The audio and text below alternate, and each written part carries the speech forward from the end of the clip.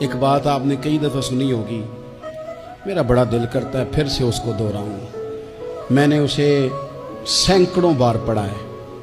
جب طبیعت پوری بے چین ہوتی ہے اور اپنی ذمہ داریوں کا احساس کرنے کو دل کرتا ہے نا، تو پھر خیال آتا ہے کہ ہم بھی پڑھیں ذرا ان چیزوں کو۔ بار بار پڑھتا ہوں تاکہ احساس ذمہ داری پیدا ہو۔ آپ کے غلام اسلم فرماتے ہیں رات کو میں اور جناب عمر نکلے تھے تو ایک مکان میں ہم نے دیکھا کہ ایک عورت نے نا، اس کے بچے بار بار شور کر رہے ہیں اور وہ کچھ پکا رہی ہے، آواز آ رہی ہے۔ تو حضرت عمر نے دروازے پہ دستک دی۔ کون ہے دروازے پہ؟ کہا میں ایک غلام ہوں۔ حضرت عمر کہتے ہیں غلام ہوں؟ بہن کیا مسئلہ ہے، بچے کیوں رو رہے ہیں؟ تو بی بی کہنے لگی تمہیں کیوں بتاؤں، جاؤ نا اپنا کام کرو۔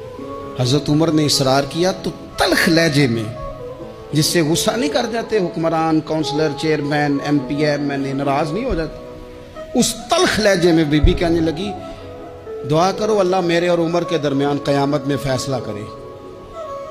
کیسا حکمران ہے کہ اس کی حکومت میں میرے بچے بھوکے سوتے ہیں؟ یہ میں نے پانی میں روڑے ڈال کے چڑھائے ہیں، لیکن یہ پیٹ کی بھوک یہ بڑی ڈاڈی ہوتی ہے، یہ نیند بھی نہیں آنے دیتی۔ خیال تھا رو دو کے سو جائیں گے، پر سو بھی نہیں رہے۔ حضرت فاروق اعظم دوڑے گئے، گھر سے سامان، اناج، غلہ کندھے پہ رکھا۔ خادم کہتے میں نے کہا کہ مجھے دے دے۔ فرمانے لگے چل تو وعدہ کرنا قیامت میں بھی میرے بوجھ اٹھائے گا۔ کہ حضور نہیں، وہ تو میرے بس کی بات نہیں۔ فرمایا پھر مجھے کرنے دے۔ دوڑے آئے، اس خاتون کے دروازے پر لا کے وہ چیزیں رکھی۔ کہا بہن اگر تو پردہ کر لے تو یہ غلام نا آج کھانا پکا دے تیرے بچوں۔ پھر وہ گھی چڑھا کے، چینی ڈال کے، کچھ سامان پکتا تھا وہ کھانا پکایا۔ غلام کہتے ہیں جب پھونکے مارتے تھے تو داڑھی سے دھواں نکلتا تھا، آگ جلاتے تھے دھواں نکلتا تھا۔ پھر کھانا پکایا، پھر ان بچوں کو کھلایا۔ پھر حضرت عمر فاروق رضی اللہ تعالیٰ عنہ نے تھوڑے پیچھے بیٹھ گئے تو بچوں کے ساتھ اس طرح کی باتیں کرنے لگے کہ وہ ہنس پڑے۔ جناب اسلم کہتے ہیں بچے اس بیوہ کے ہنستے تھے، بچے ہنستے تھے اور عمر روتے تھے۔ جب وہ ہنستے تھے تو فاروق روتے تھے۔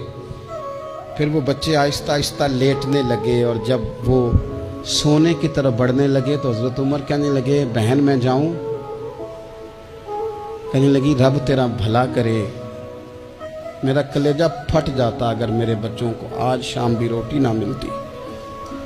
تو سیدنا فاروق اعظم رضی اللہ تعالیٰ عنہ کہنے لگے پھر تو میرے لیے دعا کرے گی؟ کہنے لگی میں دعا کرتی ہوں اللہ عمر کی جگہ تیرے جیسا کو نیک آدمی بٹھا دے۔ تو حضرت عمر کہنے لگے ایک چھوٹی سی گزارش بھی مان لو گی؟ کا کیا؟